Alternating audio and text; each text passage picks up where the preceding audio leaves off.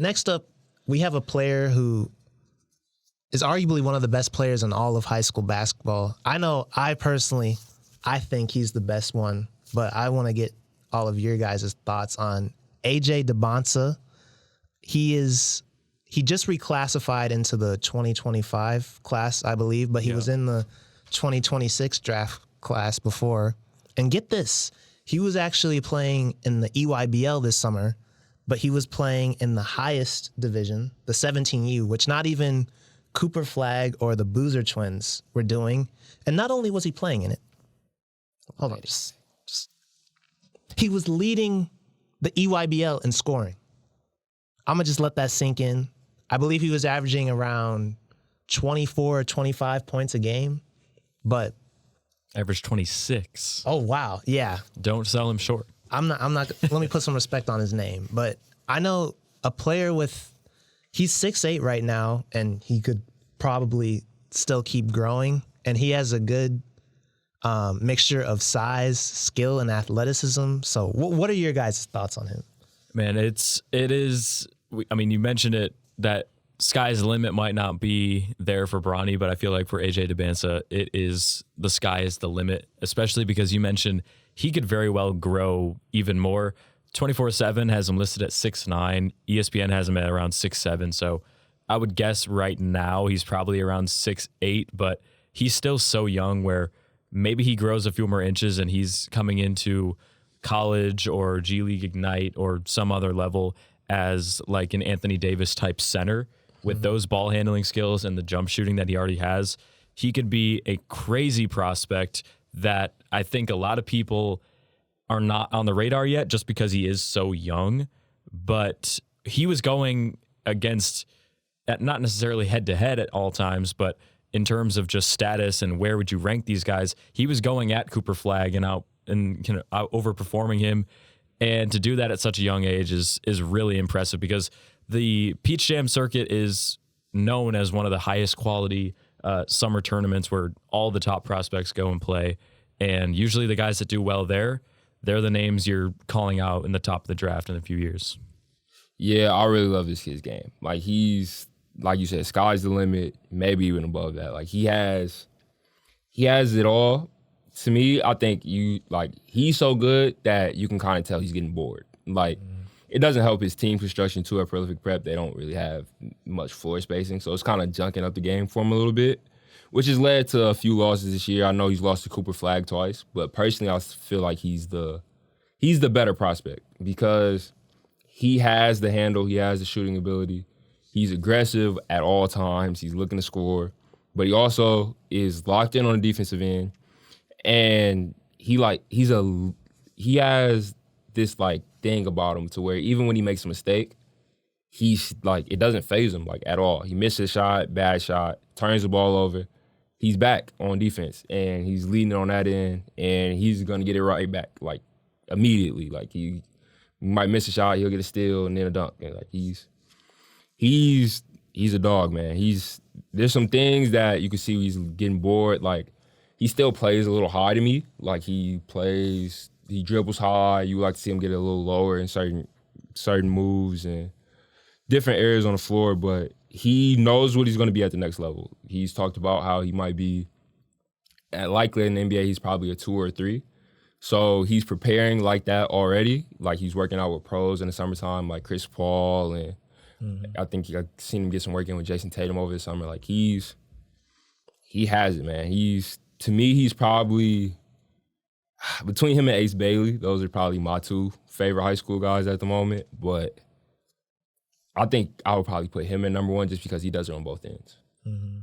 So based on where he hasn't committed anywhere yet, but would you guys rather see him play in college or the G League? Now, I know if he went to college, he'd get more exposure. But I know me personally, like I know the G League is kind of, and we're going to talk about it later, but I think it would be fun if he went to the G League just because I know we had Jalen Green go a few years ago, but I feel like it's been a while since we've really had a real top prospect go and we're like, this guy is going to be one of those guys in the league who we know is going to be a great player. Yeah, it's really tough because he's still a couple of years away from moving to the next level, and we don't even know what this G League Ignite, phenomenon is going to look like at that point. It could change drastically. It could still be the same. So I would rather see him go to college. I know he has a couple offers. He took visits at Auburn and USC so far, but he's got offers from Alabama, Baylor, and a couple other high-level programs.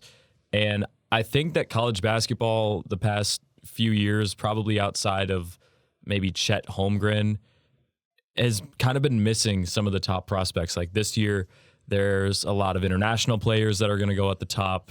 A couple of years past, like you said, we had Jalen Green and Jonathan Kuminga. We missed out on their potential, highlight-driven college careers. And I think somebody with the scoring acumen of an AJ Dybantsa coming into college could really revamp what people view as college basketball once again. Yeah, please, if you're listening, please, God, no, don't go to the G League. Please don't do it.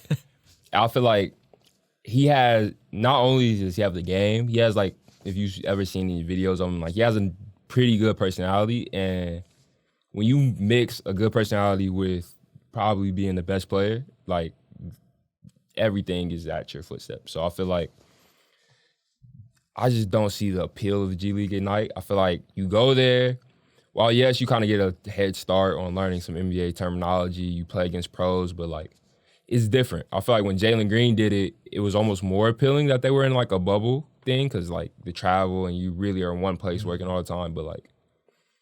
Well, I think, too, when they went, they didn't even really know that was going to happen. Yeah. And they didn't even play that many games. They played, like, they only played 12 like games? Yeah, they only played, 12 games in, like, a playoff format. Yeah, now these guys are playing, I think, like 20 plus, 30 plus throughout the season. So, like, look, you can go to college, experience that for a year, 6 months, probably don't even really got to go to class.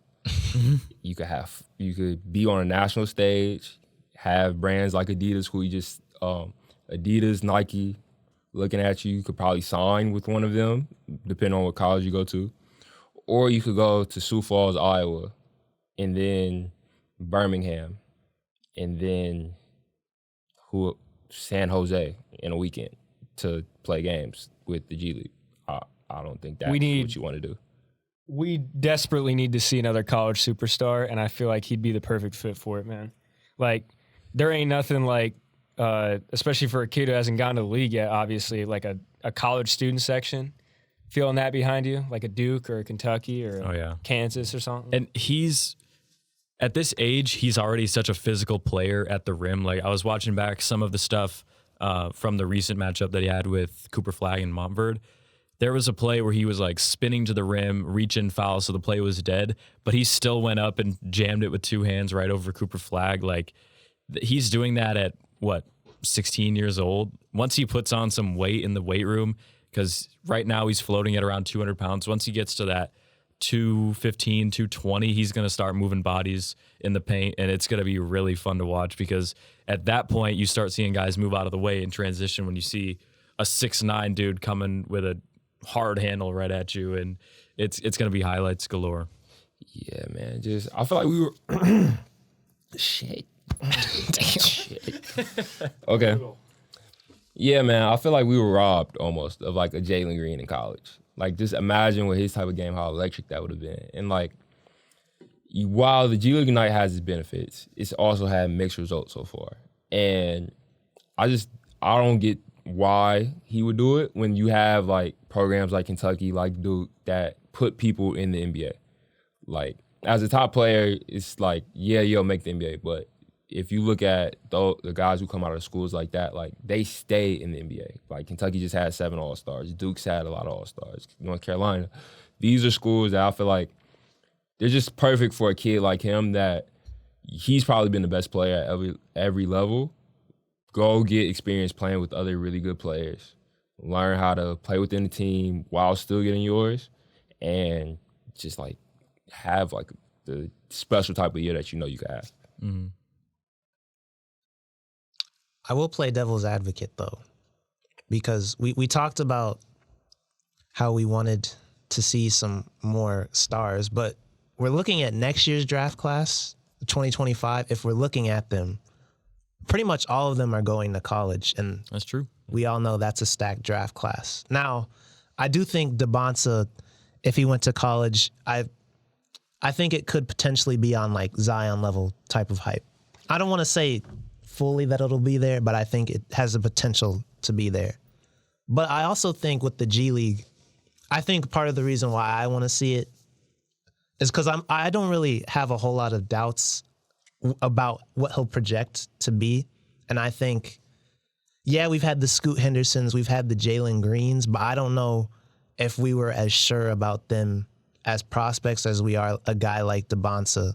And so I think to see him in the G League, and plus I don't think it would necessarily hurt him. Now, this could age horribly, but I think the G League hasn't really had that type of player yet where it's like, okay, he's going to go into the league and like, this is what we can be. And that's kind of what attracts other prospects, you know?